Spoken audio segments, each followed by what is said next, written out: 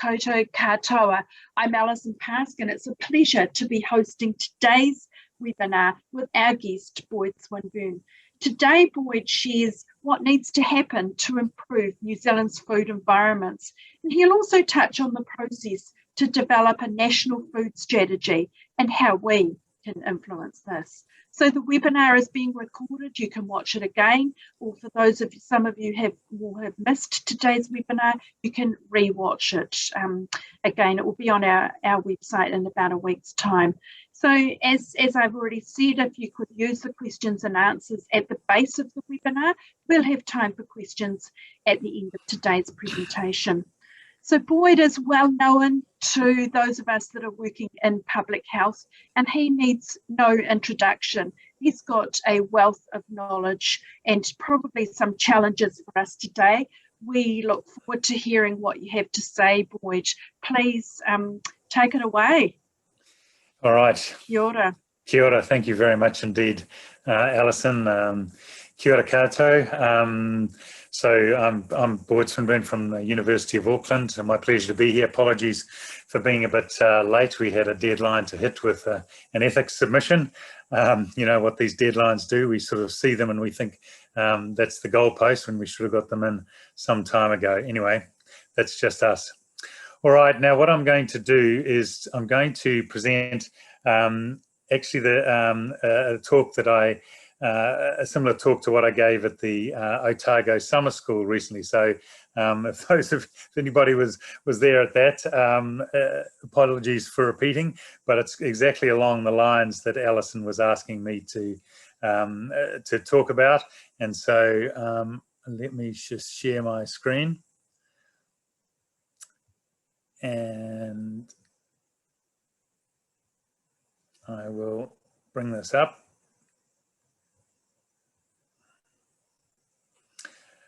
Okay, so let me just start those. So this does have Otago logos on it, which I haven't taken it off at all.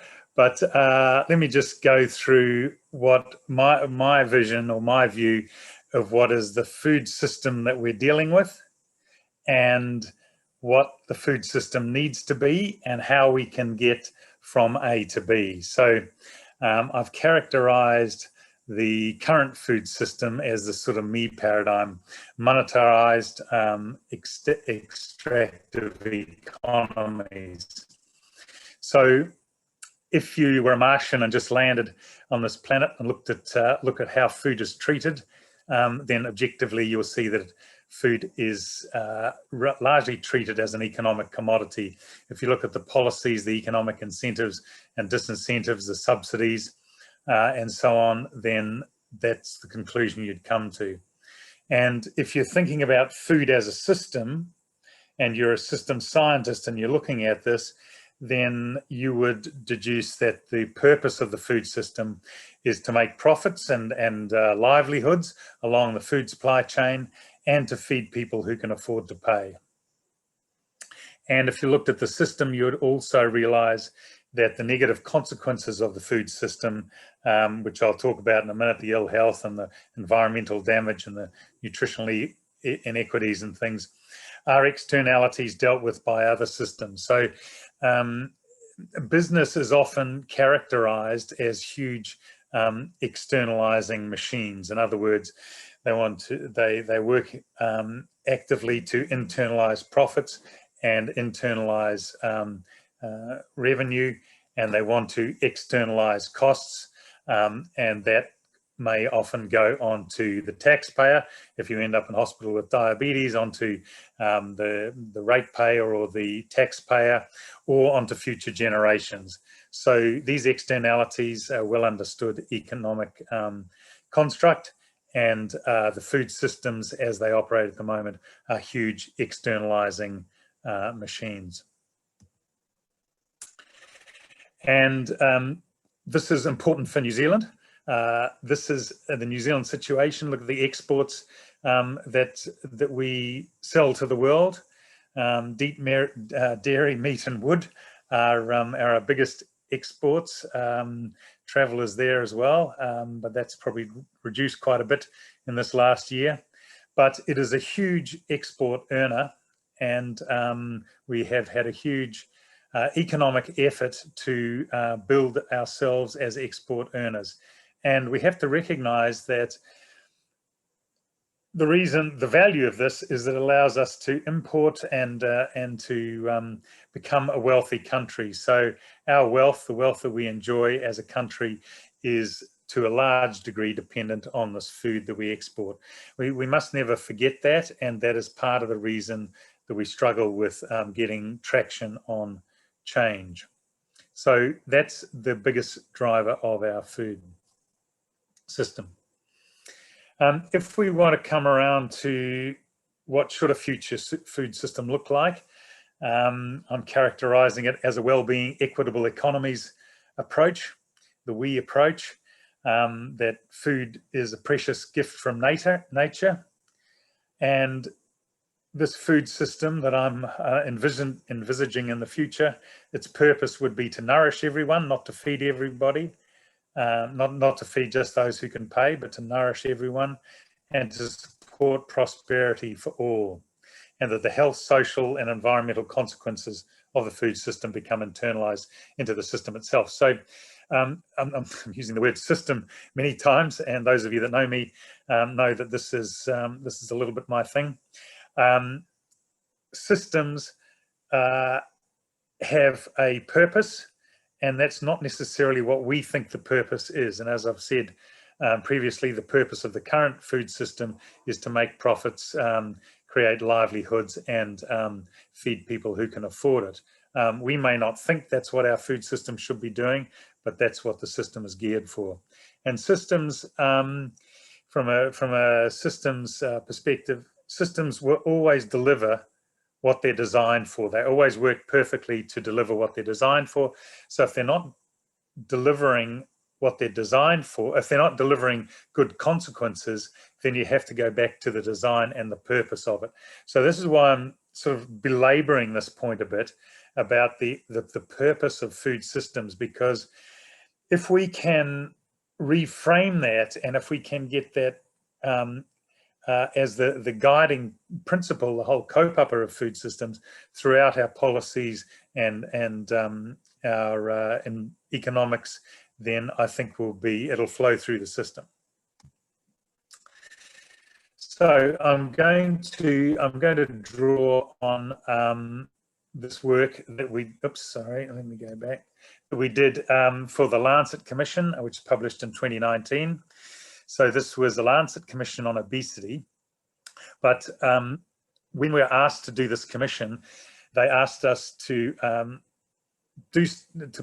promote or develop stuff that hadn't been developed before. And if you know anything about obesity, you'll know that there are stacks and stacks of reports that are out there that tell us what we should be doing to reduce obesity. And our challenge was to try to put it in a bigger context for why we need to, or how we're going to get there, why we need to do it, and how we need to get there. So it was 4 years of work, and in it we joined up obesity, undernutrition, and climate change, and called it the global syndemic, which I'll talk about in a minute. But the first thing that we did for the commission was to ask the Global Burden of Disease team based in the University of Washington, Gates funded, to take this concept of malnutrition in all its forms and estimate what its burden is. So the global burden of disease system looks at 3 different nutrition aspects. First of all, it looks at high BMI, high body mass index. So that's the average BMI over and above what would be the optimal average for a country. And BMI, as you know, is increasing in all countries. The second piece of work that they do is looking at dietary risks. So this is 15 different dietary patterns, and they all map, if you like, to NCDs within the global burden of disease. So these are dietary risks for NCDs adjusted for BMI. So they try to avoid double counting.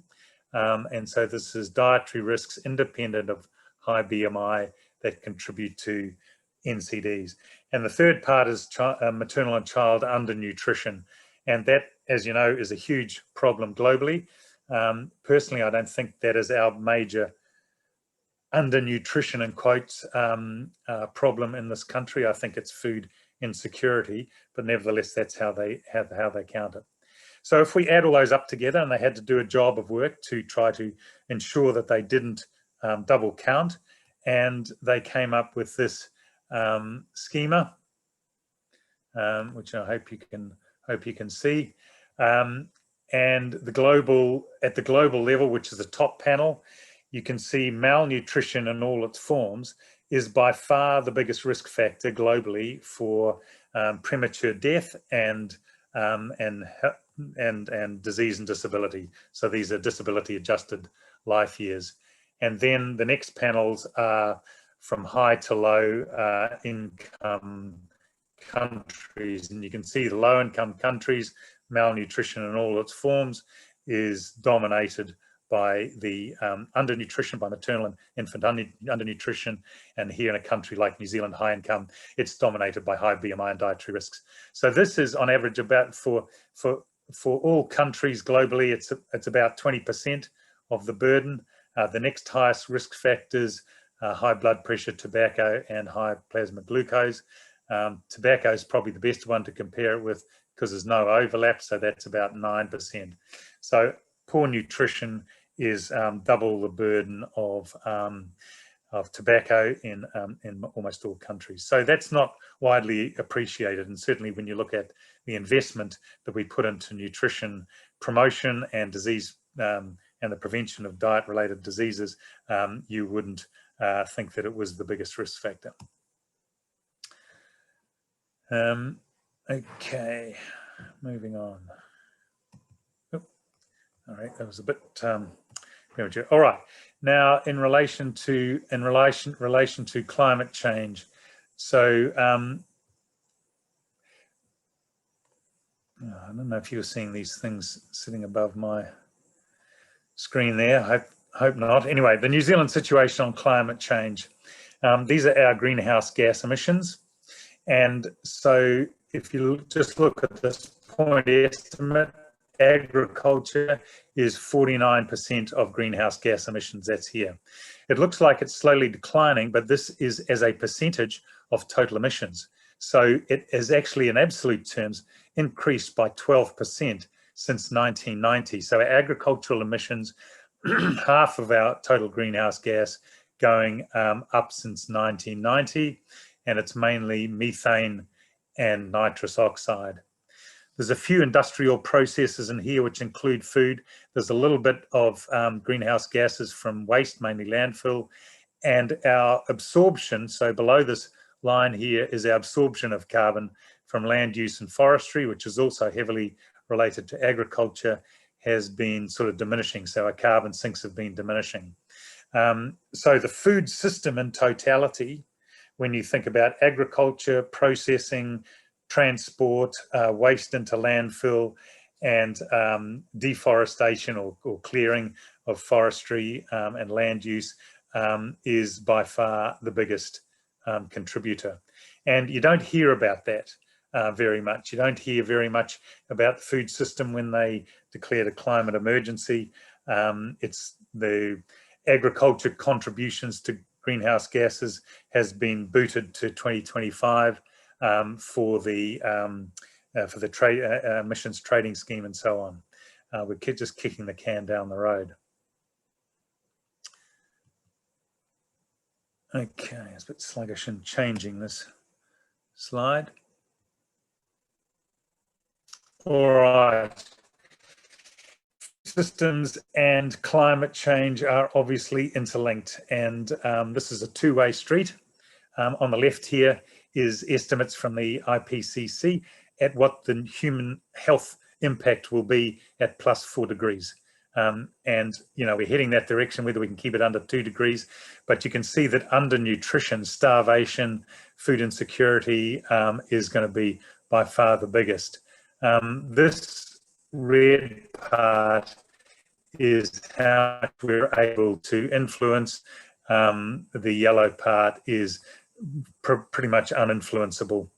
And so undernutrition is huge in terms of health impact. And then if you look at the climate change report, I think came out 2019 on climate change and land, food systems generate between 1/4 and 1/3 of global greenhouse gas production. So it's huge in climate change. And then in terms of inequity, this is huge as well. And for New Zealand, the food inequities mainly show up in food hardship. You can see this is data from Sarah Gerritson's from Growing Up in New Zealand. The report has been published, so it's not ahead of a publication now. And if you can look at hard endpoints like this, the green one, made use of special food grants or food banks, 34% of Maori, 40% of Pacific, overall 15%, and other measures of food hardship there. And no matter which way you measure it, in general, in New Zealand, about 20% of children live in households with moderate to severe food insecurity. They run out of money periodically and can't put food on the table. So that's a pretty damning statistic for a country with the wealth that we have and the plenitude of food. And then COVID hit. So all of this was before COVID, it was 1 in 20 households. And then COVID hit, and what happened?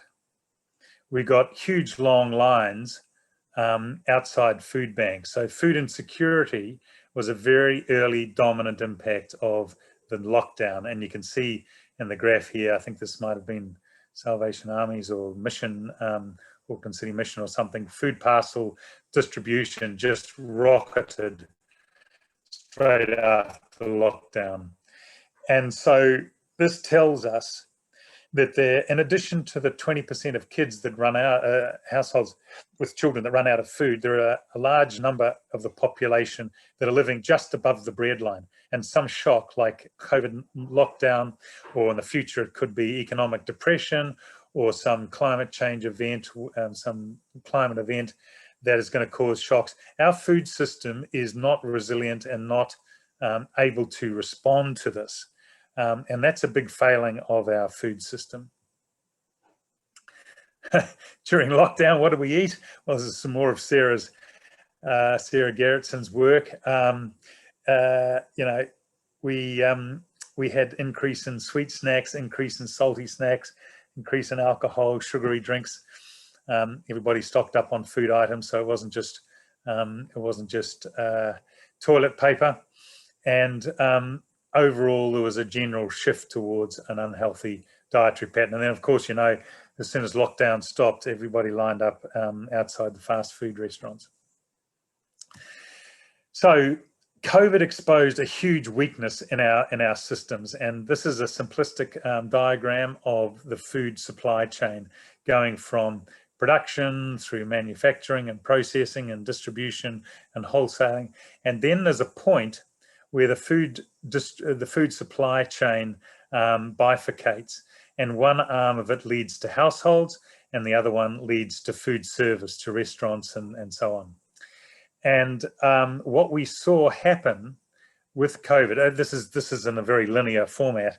Of course, it's not linear, it's very complex, but anyway, a straightforward way of looking at it. What happened is restaurants got closed, all the food service areas closed, and food piled up there. And at the same time, money stopped coming into the households, so they couldn't buy the food from the supermarkets. Even though the supermarkets were open, they didn't have the money to buy it.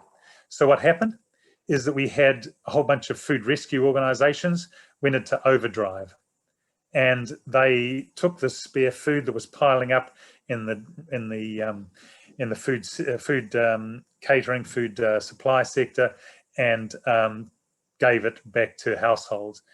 Now, this part of the food system that goes through food rescue is a tack on to the food system. It is not intrinsic, built into the food system, which is largely an exchange of money for food.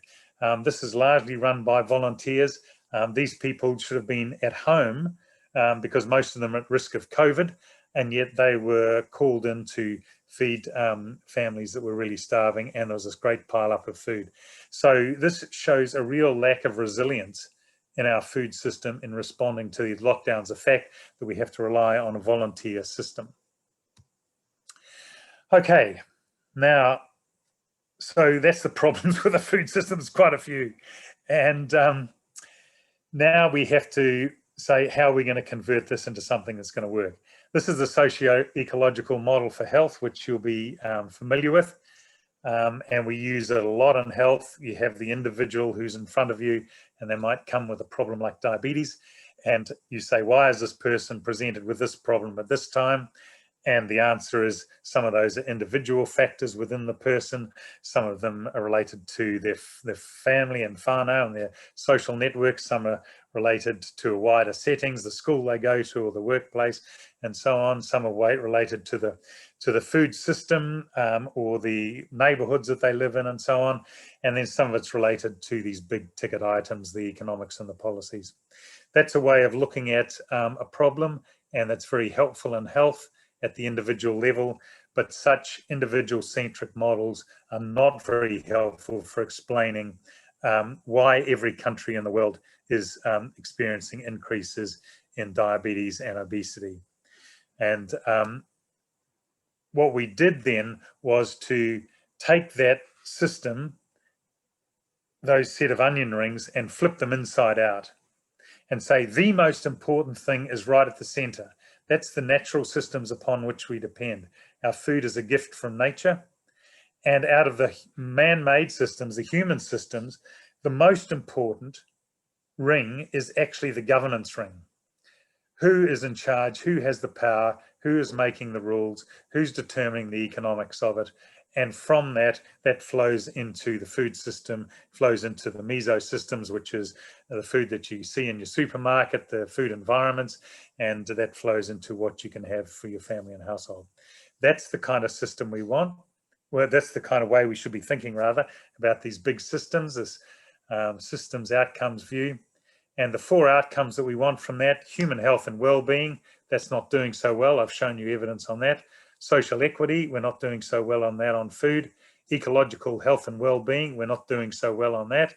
Economic prosperity, yes, on a whole, countries like New Zealand are doing well, but that wealth is not fairly spread, equitably spread. So if that's our overall model, we need to readjust our food systems for those outcomes. Then if you zoom in a bit, so this is like a sort of a global, a Google Earth zooming in a bit. These 3 things here: climate change, undernutrition and obesity.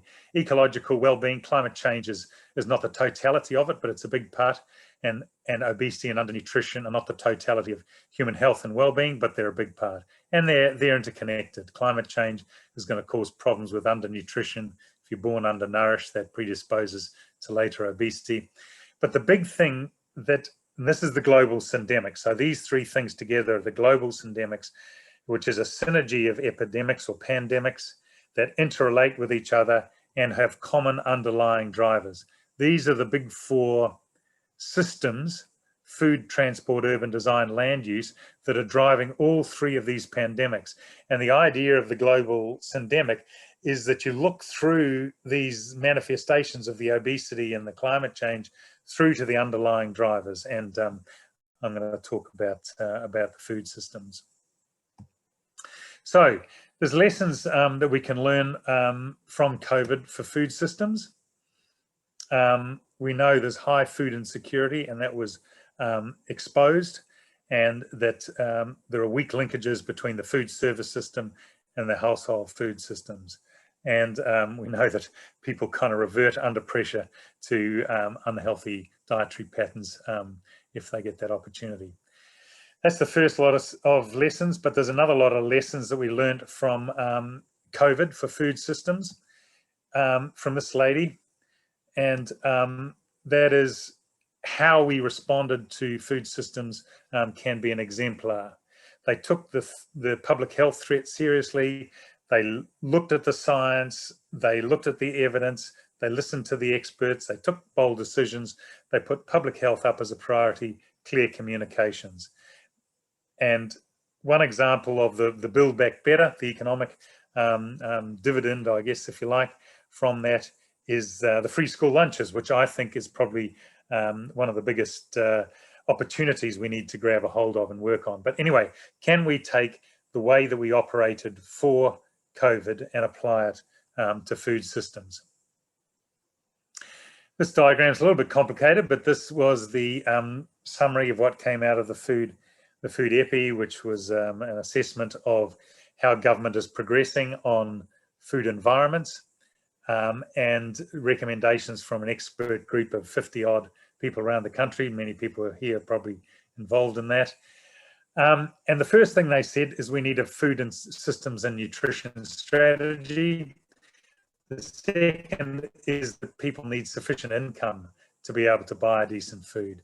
And yes, of course, we need to regulate, we need to have healthier food environments, and we need better infrastructure, national nutrition survey, and so on. If we do those things, we'll get healthy diets, and we will get these outcomes down the bottom here from our food system. So just another way of saying, get your food strategies right, give people sufficient income, and we'll get healthier diets and improved outcomes. We also looked at how many government entities, just to show you the complexity of this. 31 government agencies involved in food systems. It's a huge amount. 16 of the major. This is not a trivial exercise reorienting food systems. However, there are some opportunities, and at a local level, I've already mentioned the free school lunches. So this is going to the 25% most vulnerable, most at risk, or most disadvantaged schools, the way that they're calculating it now. This is $220 million going for 2 years, out to about 200,000 kids for lunches every day. This is actually quite a big enterprise. And this, I'm working with people in Hawke's Bay in that area. 60 schools in Hawke's Bay are going to get free school. That is a huge disruption, and it could be in a positive way, to their food systems. We know from interviews in Hawke's Bay during lockdown that some of the schools that had already started, because they were part of the pilot for the free school lunches, some of the schools that had already started with the free school lunches, when lockdown hit, they had the systems in place, the local food ecosystems, that they could reorient the lunches towards the whānau that needed it. So if they're localized, if they're small and integrated and built into the community, then there's that opportunity for more resilient food systems. If they go down the track of letting out these contracts to large food catering firms like Spotless and Liable and things, then I don't think we're going to get as responsive food systems. There's opportunities at the national level, and I chair the Health Coalition, Aotearoa. We have a prevention brief in it. We want food policies that are articulated. This is the Health Coalition Aotearoa is a coalition of 50 or 60 odd organisations and a whole bunch of individual members aiming to get better policies around tobacco, alcohol and unhealthy foods. So if you're not a member, please join up. We really need your support. So that's one avenue, that's civil society trying to create a stronger voice. Opportunities at the national level are also here for Aotearoa Circle. Now, Aotearoa Circle is a public-private partnership between government and some large private sector organisations, and they're concerned about action on climate change. They've divided into 3 areas: transport, energy and food. So I'm involved in the food systems. We're about to have a meeting, a sort of a strategy meeting coming up, I think next week or the week after, about how do we try to formulate a national food strategy that will work for Aotearoa New Zealand? And how do we get the government to agree that this is a government-funded, government-based, government-led strategy? So it's going to be an interesting process, bringing it outside from a group that is not just government. There's government involved, but there's a lot of others involved, and bringing it into government action. The other opportunity at the global level is the UN Food Systems Summit, which is coming up at the end of this year. I don't know if it's going to be face-to-face in New York or whether it's going to be virtual or whatever. But this is an interesting UN summit, unlike others that they've had. This is a summit which is not dictated to by the member states, in other words, by the countries. Most of those end up bland. Countries like the US, blocs like the EU, even countries like New Zealand, all the rich countries tend to end up protecting their own interests and blocking major reform. So this is actually not run by member states, it's run by global NGOs and supported by UN agencies. So I'm on one, which is around healthy and sustainable diets, and that's supported by WHO. And they're trying to get a bottom-up approach and get galvanized into that space. So that's kind of what's happening as I see it. There's probably lots of other things as well. So can we do the COVID pivot and really convert this opportunity into healthy nutrition for us? So just to summarize, COVID-19 has created the urgency, the opportunities, and the models with how to deal with major nutrition challenges.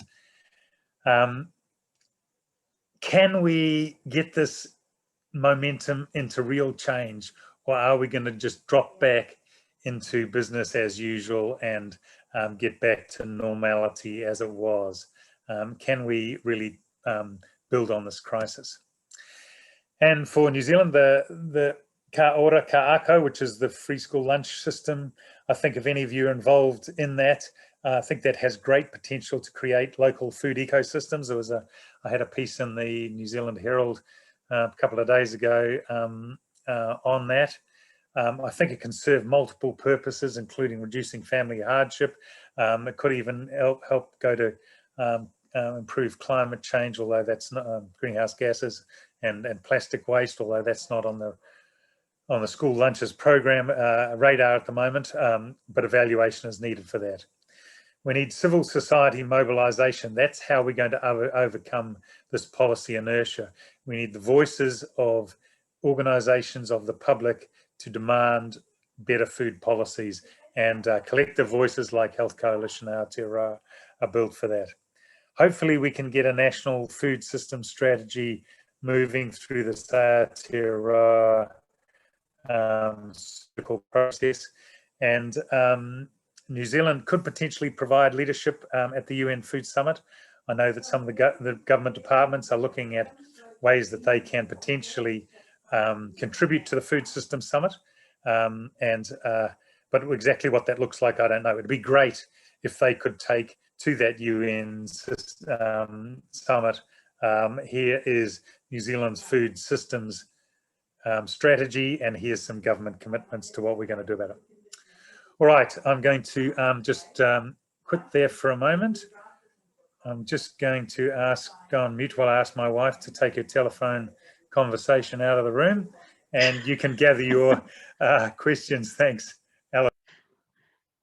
Just while Boyd is communicating there, please use the Q&A box to ask questions. Fascinating, complex system, isn't it, that we all live and work in? What are those peeling back the layers of the onions? Boyd, there's been a couple of people that have asked about Indigenous food systems and how they could work into the overall food system. Can you comment on that? Yeah, that's a great question, and I apologise. I should have really had it there in my presentation. But I've been doing a little bit of work on this recently, and in working with Maori groups, and in fact, the work that we're trying to do in Hawke's Bay is taking a joint systems science and kaupapa Māori, Mātauranga Māori approach to how do we improve nutrition for kids in Hawke's Bay. And so I'm on a learning journey with this. I've been involved in projects, and we've looked at how they're doing this in Hawaii with the indigenous food systems and in some North American countries. And what strikes me is the coherence between ways of thinking, indigenous ways of thinking, this complexity, this whakapapa, this interrelationships, these wider purposes.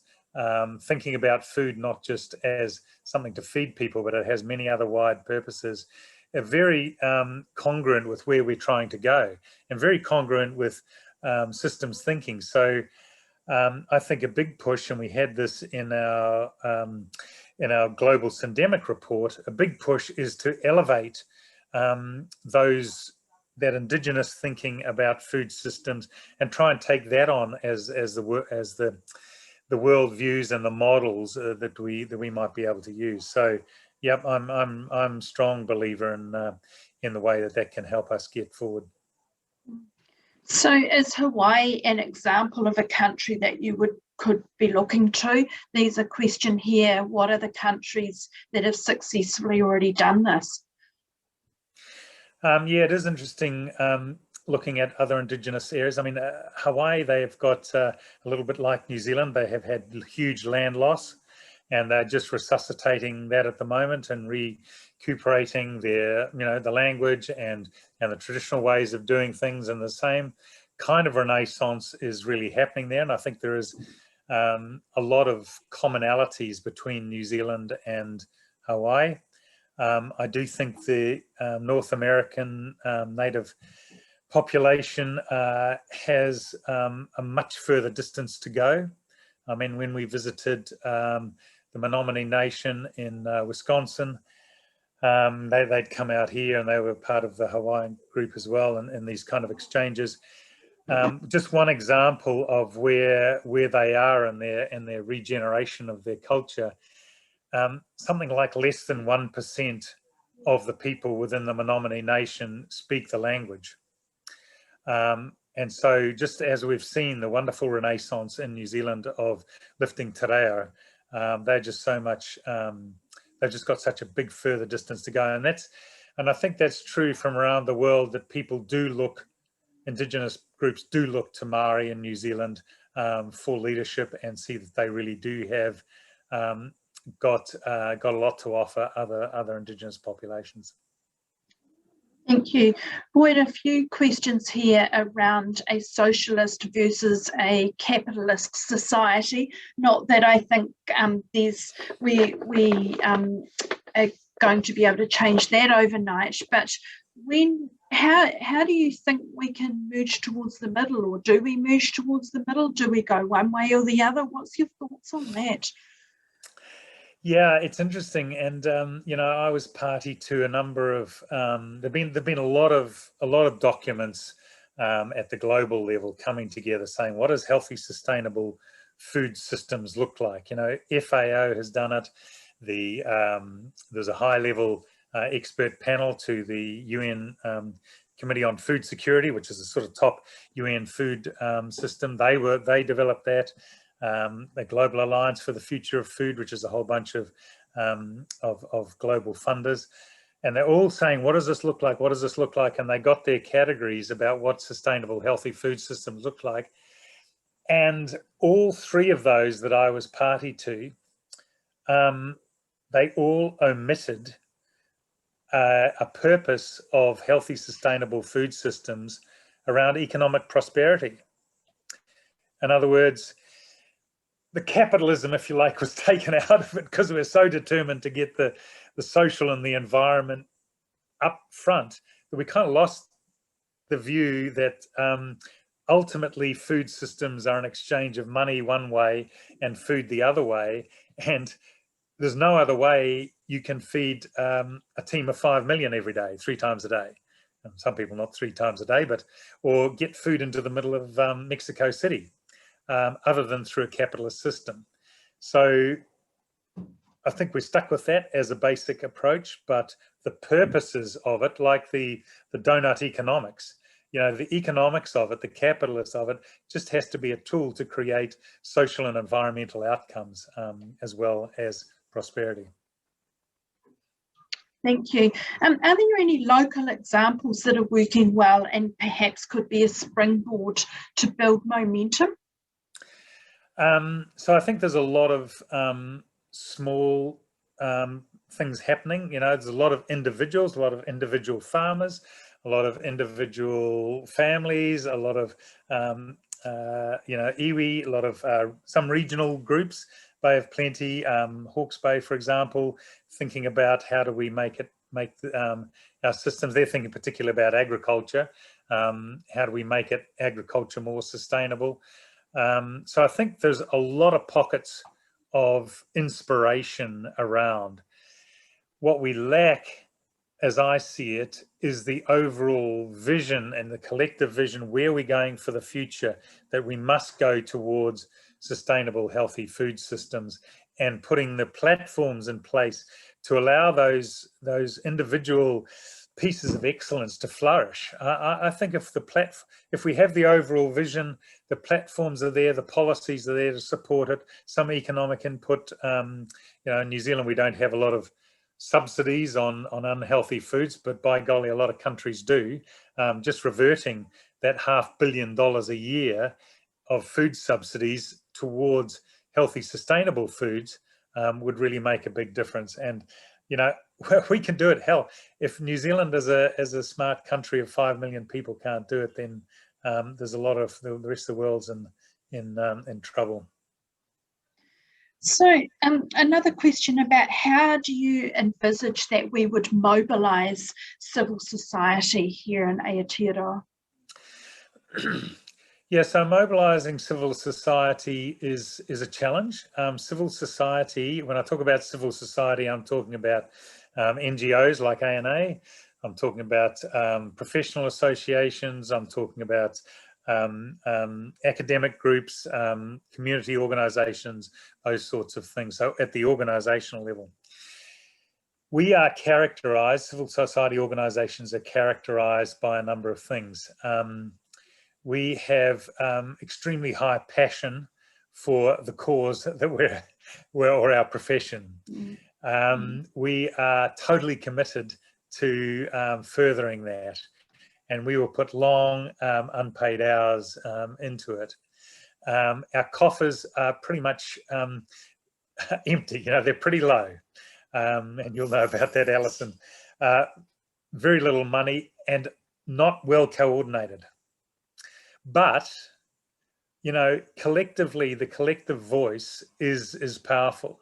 So it's a little bit like consumers, you know, each individual consumer, you spend your dollar in the supermarket is, you know, say, I'm not going to spend my money on that item or in that shop because of something, and they may not notice one person, but a whole raft of consumers, if they start doing that, those outlets, those shops will take notice. And the same, I think, is true for civil society and the demand for government policy. And what we've seen in Mexico and in a lot of Latin American countries, that when Bloomberg Philanthropies put some money into Mexico and funded civil society and funded the science and funded the social lobbying, they got sugary drinks tax. They've got the world's best front of pack labeling system, and Bloomberg Philanthropies. Bloomberg is a very data driven guy. He said, okay, now we can spend that, put that to other countries, and they have about 8 countries, I think, now under that process where they get funded for the communications and so on to NGOs and civil society. And now he's put out funding like 450 million or something for other low and middle income countries. So Bloomberg's not going to fund us. We've got to fund ourselves. We're a rich country. But I think the model that they have shown is really valuable. Coordinate, get it together, have strong communications, have a social lobbyist walking the corridors of power, have good science behind you. Mm. There's quite a number of people here asking about the dilemma between New Zealand being a dairy and meat producing country versus whether the recommendations are we should be basing our food intake on a plant-based diet. How do you sort of work all that out, Boyd? Yep. Well, I can tell you who is not working it out, and that's the Climate Change Commission. Their 188-page document did not mention the word diet once. And yet, if you think about food systems collectively, it's not just the production and that you've got to keep an eye on. And yeah, they said we need to reduce you know, cow numbers by 15%, and we need to clean up our waterways. And maybe they didn't say waterways, you know, regenerate, replant, that sort of thing. I mean, they had a whole bunch of recommendations for agriculture, which I think were good. But where in the Climate Change Commission's report was anything about how do you mobilize the New Zealand population to change their diet towards healthy, sustainable foods, towards a plant-based diet? If the whole world ate our New Zealand average diet, greenhouse gases would go through the roof, and so would diabetes and obesity. So our diet needs to change. And the fact that they didn't grasp that this needed a social movement, a social change, I think was a real shortcoming in the climate change report. So, yep, we sell a lot of dairy. The Canterbury Plains didn't used to be full of high-intensity dairy farms. We used to sell other things from there, crops and so on. There are better ways to do dairy farms than we're currently doing. Way better ways. We've blown out our nitrogen and phosphorus cycle limits. But the world still will need meat and dairy products. But the trouble is, the part of the world that needs them desperately is like sub-Saharan Africa and Southeast Asia. It's not the rich countries. That's where we want to sell to, although a lot of our exports do go to China. But yep, there still is a need for those kind of nutrient-rich foods to go to those countries where there's real undernutrition. So how do we match all that up? I don't know how we do that, but that is a challenge. Thank you, Boyd. There are many questions here, and we'll endeavour to cover them in the coming weeks, coming months. We'll send some of those questions to Boyd. Some of them just simply don't have an answer. It's a particularly complex system that's going to take us all to play our part. We really look forward to seeing what Health Coalition Aotearoa is able to do to hopefully bring some community voices together. There's a lovely thank you here from Katrina. She says, thank you so much for this wonderful talk, Boyd. I feel so encouraged listening to people like you. So, good. Well, thank you for that. I usually depress people, but anyway. On that note, I would very much like to thank you today for giving up an hour of your very busy schedule to share with over 120 of us here today. Thank you very much, Boyd. And in 2 weeks' time, on the 2nd of March, we've got Dr. Sarah Gerrickson and Professor Claire Wall. They're coming to talk to us about nutrition-related findings on the Growing Up in New Zealand study, which will be fascinating, and Boyd alluded to some of Sarah's research today. So, ka kite anō to you all. Thank you, Boyd. Thank you.